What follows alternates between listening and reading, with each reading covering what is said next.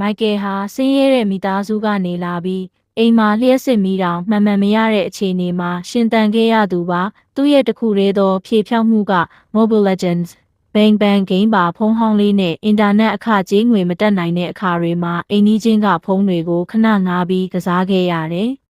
မိသားစုဘက်ကဂိမ်းကစားခြင်းကိုထောက်ခံမှုမရှိခဲ့တော့လဲသူဒီ mobile မှာသူ၏ skill ကိုမြင့်တင်ရန်ညအချိန်တွေမှာလျှို့ဝှက်ကစားခဲ့သည်တခါတရံ server အပြောင်းလဲဥပမာ Cambodia server တွေမှာကစားရသည့်အခက်အခဲကိုပါရင်ဆိုင်ခဲ့ရသည်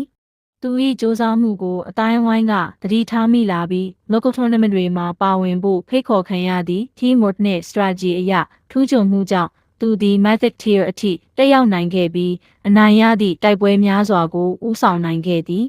အခုခါမှာတော့သူသည် semi-pro player တဦးအဖြစ် Mob Rising Stars လို tournament တွေမှာပါဝင်ရှင်ပြိုင်နေပြီးအိမ်ရဲ့အခက်အခဲတွေကိုကျော်လွှားကာဂိမ်းမင်ကနေဝင်ငွေရှာနိုင်သည့်အဆင့်ကိုရောက်ရှိလာခဲ့သည်ဘယ်တော့မှအရှုံးမပေးပါနဲ့